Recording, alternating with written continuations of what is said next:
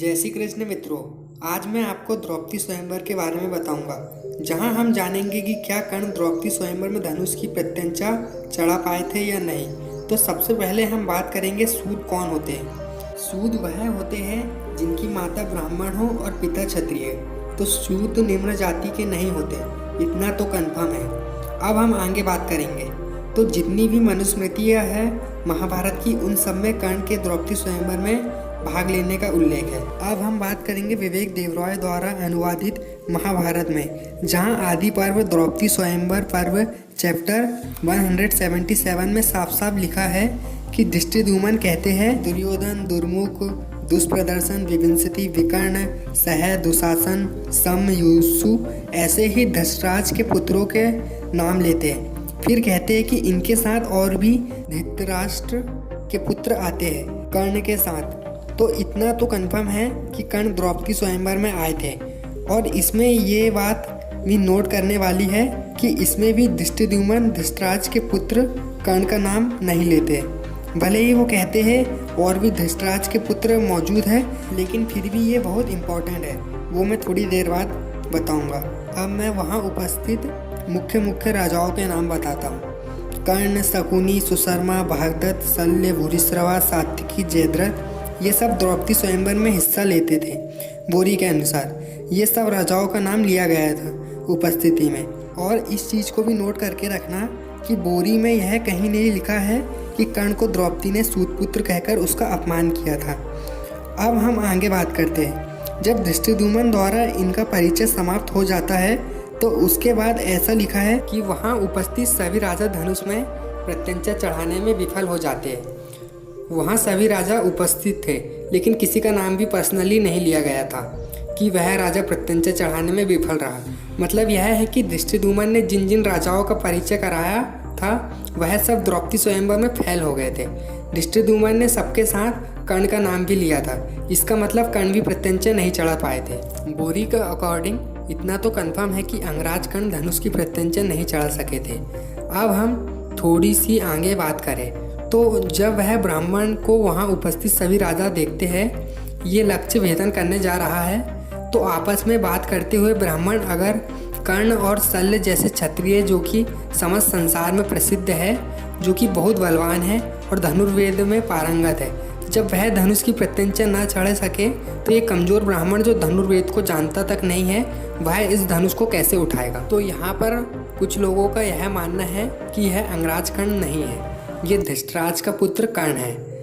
आप लोग सोचो, जिस कर्ण का धृष्टद्युम्न ने परिचय तक नहीं कराया, जिस कर्ण को लोग अच्छे से जानते तक नहीं थे, जिस कर्ण का महाभारत युद्ध में ही मुश्किल से 2 बार नाम आया हो, उस कर्ण के बारे में वहाँ उपस्थित सभी राजा कैसे आपस में बात करेंगे। और जो अंगराज कर्ण, जो स्वयंवर के बाद अर्जुन से उनका युद्ध होता है, उसमें भी कर्ण ही उन राजाओं का नेतृत्व करता है। जहाँ कर्ण का युद्ध अर्जुन से होता है और शल्य का भीम के साथ होता है। इससे तो यही सिद्ध होता है कि उन राजाओं के बीच में सबसे बड़े योद्धा कर्ण और शल्य थे।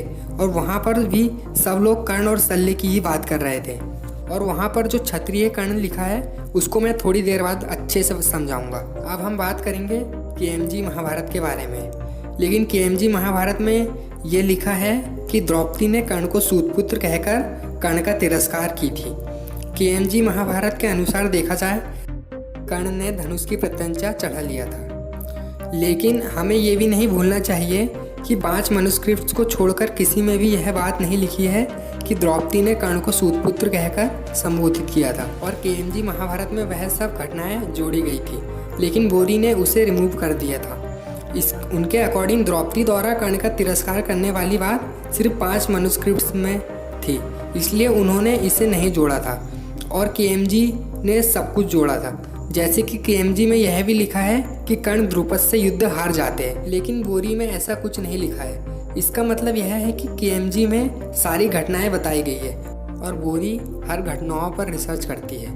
अब हम बात करेंगे गीता प्रेस के बारे में, जहां उन्होंने यह बताया है कि कर्ण को देखकर द्रौपदी ने उच्च स्वर में यह बात कही, मैं सूत जाति के पुरुष का वर्ण नहीं करूँगी। यह सुनकर कर्ण ने हंसी के साथ भगवान सूर्य की ओर देखा और उस प्रकाशमान धनुष को डाल दिया।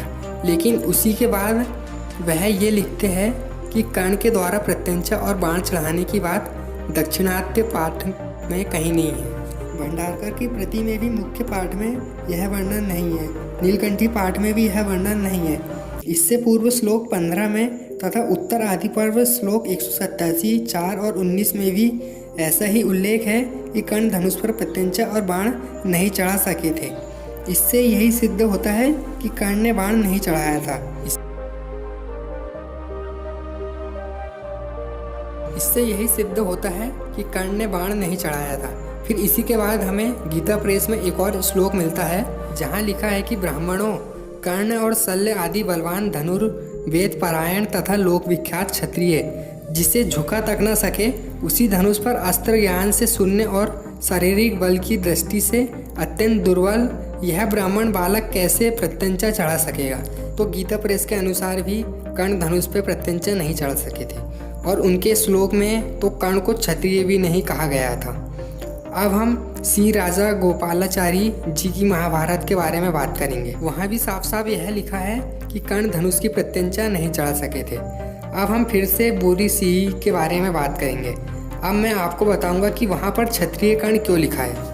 दरअसल उस श्लोक में क्षत्रिय शब्द का उपयोग राजा के लिए किया गया है, क्योंकि अगर हम उस श्लोक को देखें तो वहाँ पर विवेक देवराय जी ने पार्थिव शब्द को क्षत्रिय कहा है। अगर हम पार्थिव शब्द को ट्रांसलेट करेंगे तो उसका अर्थ राजा होगा। तो यहाँ पर क्षत्रिय मतलब राजा है, लेकिन फिर भी अभी आपको यकीन नहीं हो रहा है तो इसे सुनो। M.A. मेहेंदले जी, उन्होंने खुद यह बताया है कि कर्ण ने द्रौपदी स्वयंवर में भाग लिया था और वह धनुष की प्रत्यंचा नहीं चढ़ा सके थे।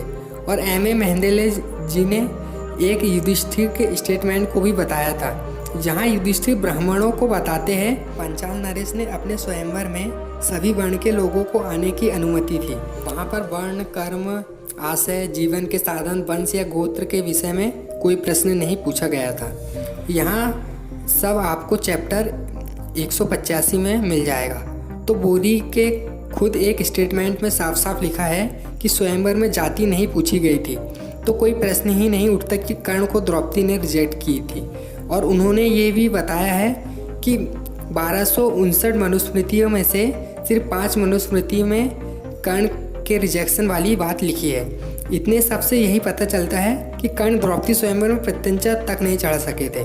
लोग यह कहते हैं कि अगर कर्ण द्रौपदी स्वयंवर में विफल हो जाते तो उसका क्रॉस रेफरेंस कहीं तो मिलता, लेकिन द्रौपदी द्वारा कर्ण को रिजेक्ट कर देने का इस चीज़ का भी कहीं भी हमें क्रॉस रेफरेंस नहीं मिलता। और उस स्वयंवर में भागदत्त सात्यकी जैसे योद्धा ने भी भाग लिया था, जो कि कर्ण के समान पराक्रमी थे, लेकिन उनकी विफलता का भी कोई हमें क्रॉस रेफरेंस नहीं मिलता। इससे हम ये तो नहीं समझेंगे कि इन्होंने भी स्वयंवर में भाग नहीं लिया।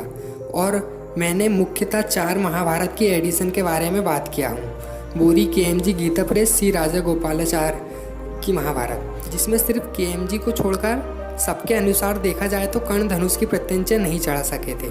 तो आज का वीडियो यहीं ख़त्म होता है। अगर आपको वीडियो अच्छा लगा हो तो वीडियो को लाइक और चैनल को ज़रूर सब्सक्राइब कर लीजिएगा। धन्यवाद।